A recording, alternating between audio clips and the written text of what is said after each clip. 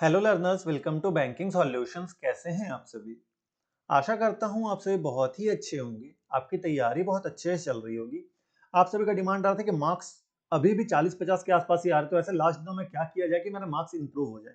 देखिए, अगर आपके मार्क्स अभी 40-50 रहे हैं तो इससे 5-7 नंबर एक्स्ट्रा आपके एग्जाम में आएंगे, बट उतने मार्क्स में आपका सिलेक्शन नहीं होगा। ठीक है, आपको अभी इन दिनों में अगर आप मेहनत करिए तो भी पॉसिबल है कि आप अपना स्कोर 10-15 नंबर बूस्ट कर पाए। ठीक है, 10-15 नंबर आपका अभी जितना आ रहा है उससे 10-15 नंबर एक्स्ट्रा आने लगेगा इन 10-15 दिनों में। तो आपको क्या करना है, कैसे इंप्रूव करना है, मैं आपको सारा कुछ वीडियो में बताऊंगा। अच्छे से फॉलो करिए, फिर देखिए आपका मार्क्स जरूर से इंप्रूव होंगे ही होंगे। ठीक है, तो सबसे पहले हम देखते हैं कि एग्जामिनर का डिमांड क्या है, क्या चाहता है एग्जामिनर कि आपके मार्क्स कैसे इंप्रूव हो। एग्जामिनर आखिर डिमांड क्या करता है? तो एग्जामिनर डिमांड करता है स्पीड की।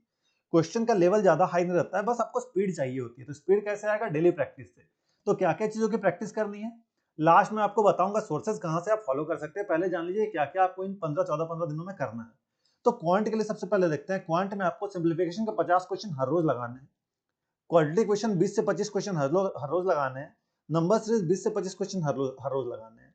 5 सेट ऑफ डीआई करना आपको, ग्राफ बेस्ड डीआई, और एक सेट कैसलेट डीआई करना है। कैसलेट डीआई नॉर्मल नहीं आता, लेकिन अगर आपका टफ शिफ्ट पड़ता है तो हो सकता है एक सेट कैसलेट डीआई आ जाए, इसलिए कैसलेट डीआई की प्रैक्टिस आपको करके चलनी है। ठीक है, क्या पता आपका टफ शिफ्ट में पड़ जाए, तो एक सेट कैसलेट डीआई का प्रैक्टिस रखिए। ज्यादा हाई लेवल डीआई नहीं आने वाला, सिंपल आएगा, या तो वेन डायग्राम पे आएगा या टेबुलर आएगा, बट एकदम सिंपल लेवल का आएगा, बना पाइएगा ऐसा रहेगा। तो प्रैक्टिस आपको करनी है ताकि आपका स्पीड बरकरार रहे। ठीक है, और 30 मिक्स क्वेश्चन लगाना है आपको अरिथमेटिक के। ठीक है, लेकिन यहाँ पे बात यह है कि वही चैप्टर का लगाइए जो आप चैप्टर पढ़ रखे हैं। कोई नया चैप्टर पढ़ने की कोशिश मत करेगा इन दिनों में। ठीक है, नया चैप्टर पढ़ के आप कंफ्यूज होगा। जो चैप्टर्स आपने पढ़ रखा है अरिथमेटिक का, उनका ही क्वेश्चन प्रैक्टिस करना है आपको। तो क्वांट के लिए बस इतना स्ट्रेटेजी आप फॉलो करिए, इतना कोई डेली प्रैक्टिस करिएगा ना, तो आपका क्वांट में मार्क्स जरूर इंक्रीज होगा। तो अभी आपको प्रैक्टिस करनी है इन चीजों की, इतना करते रहिए आप। हर रोज इन चीजों को बनाना है आपको, और इनमें से कोई भी एक चीज छूटना नहीं चाहिए। क्वालिटी और नंबर से जो आप हो सके तो 25 ही करिए, 20 करने नहीं है, 25 करना है आपको। ठीक है, इतना करने के बाद फिर रीजनिंग में आपको क्या करना है? तो रीजनिंग में देखिए, आपको सिलॉक्स का 20 क्वेश्चन, इनइक्वालिटीज का 20 क्वेश्चन करना है। 3 set Chinese coding, 3 set blood relation, 3 set direction, alpha numeric series 3 set, puzzle का 5 सेट, सिट एलिमेंट का 5 सेट। ये चीजें आपको करनी ही करनी है। ठीक है, प्रैक्टिस मस्ट है, तो इतना आपको प्रैक्टिस करना ही होगा। बहुत सारे लोग बोलेंगे कि इतना ज्यादा नहीं हो पाएगा, इतना ज्यादा नहीं हो पाएगा, तो एग्जाम आप छोड़ दीजिए, मत दीजिए, क्योंकि ये उनके लिए इनका भी 40-50 नंबर आ रहा है। तो आपको अपना स्कोर बूस्ट करना है तो मेहनत तो करना होगा। तो अभी से मेहनत करने के लिए थोड़ा ज्यादा क्वेश्चन आपको लगाना पड़ेगा, तो इतना आपको करना ही करना होगा। कुछ आप इसमें से स्किप नहीं कर सकते हैं एग्जाम के पहले पहले तक। देखिएगा, इतना प्रैक्टिस करिएगा ना, तो आपका एग्जाम इस बार जरूर से क्वालिफाई होगा। ठीक है, तो ये करने के बाद फिर इंग्लिश में देखिए ज्यादा कुछ नहीं करना है। इंग्लिश में बस आपको सेक्शन मॉक लगाना है, उसका प्रॉपर एनालिसिस करना है, और 20 एरर डिटेक्शन के क्वेश्चन हर रोज लगाने हैं। अब एनालिसिस किस तरह से करिएगा? तो एनालिसिस करने के लिए क्या, वो कुछ नहीं करना है। जो आपने मॉक लगाया उसमें आपको कुछ एरर्स के क्वेश्चन दिखेंगे, कुछ आपको उसमें वोकैब के क्वेश्चन दिखेंगे। और ये जो आप 20 क्वेश्चन एरर का लगाएगा, इसमें जो भी क्वेश्चन दिखेंगे आपको, इनमें सब में जो भी आपको कॉन्सेप्ट दिख रहा है एरर्स का, उसे कॉपी पे लिख के रिवाइज करना है आपको। और वोकैब का भी कॉपी पे लिख के रिवाइज करना है, वोकैब के क्वेश्चंस को भी। ठीक है, एरर्स का जो भी कॉन्सेप्ट है, कुछ गिना चुना ही है जो रिपीट होता है हर बार एग्जाम में, उस टाइप के क्वेश्चन आप लगा लीजिएगा। एरर्स का जब क्वेश्चन लगा लीजिएगा ना, तो आपका दिखेगा एग्जाम में एरर्स के 5 में के 5 क्वेश्चन सही हो जाएंगे। ठीक है, तो एरर्स का आपको अच्छे से प्रैक्टिस करना है, 20 क्वेश्चन हर रोज, और सेक्शन मॉक में हर एक चीज का अच्छे से एनालिसिस करना है। जो क्वेश्चन आपसे बने हैं उनको भी करना है, जो नहीं बने हैं उनको भी करना है। ठीक है, अच्छे से एनालिसिस करने के बाद, और तुक्का नहीं लगाना आपको मॉक में बिल्कुल भी। जो क्वेश्चन 100% श्योर है उसको ही लगाइएगा, क्योंकि तुक्का लगाने से आपको लगता है कि ये क्वेश्चन तो मेरा सही हो ही गया है, तो अगले बार से मैं इसे छोड़ देता हूँ, प्रैक्टिस कुछ और क्वेश्चन का करता हूँ। इससे होगा क्या कि एग्जाम में आपने तुक्का लगा के मार्क्स स्कोर किया है, एग्जाम में जब वो आएगा कॉन्सेप्ट तो आपको याद ही नहीं रहेगा।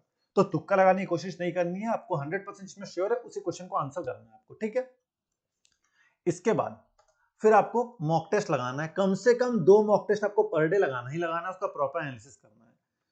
किसका मॉक टेस्ट लगेगा? तो टेक्स्ट बुक का लगा सकते हैं आप। टेक्स्ट बुक का लेवल रहता है जो एग्जाम का लेवल रहता है, या फिर आप हॉली बोर्ड का लगा सकते हैं। ठीक है, बाकी हाई लेवल मॉक अगर आप लगाइएगा तो आपसे मैक्सिमम नंबर ऑफ क्वेश्चन बनाने की हैबिट आपकी नहीं रहेगी।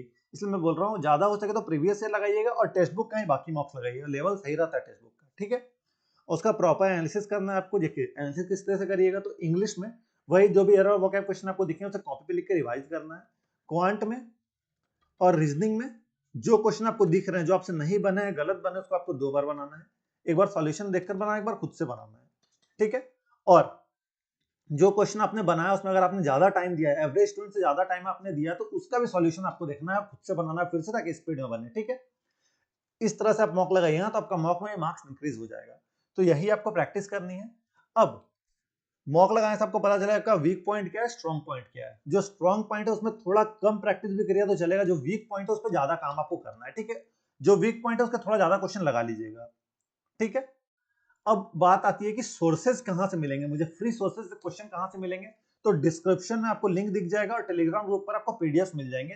तो डिस्क्रिप्शन के लिंक से आप जाकर प्रैक्टिस करिएगा और डिस्क्रिप्शन में आपको टेलीग्राम ग्रुप का लिंक मिल जाएगा। तो टेलीग्राम ग्रुप से ज्वाइन करिएगा, वहां ढेर सारा पीडीएफ है, आप उससे प्रैक्टिस करिएगा, रिसोर्सेज की कमी नहीं होने वाली है आपको, ठीक है। तो बहुत सारे सोर्सेज है, वहां से आप प्रैक्टिस करिए, देखिएगा आपको सोर्सेज से कमी नहीं होगी और आपका एग्जाम इस बार जरूर निकलेगा। तो कमेंट में जाकर लिखिए आप कि हाँ इस बार मुझे एग्जाम निकालना है, यस आई विल।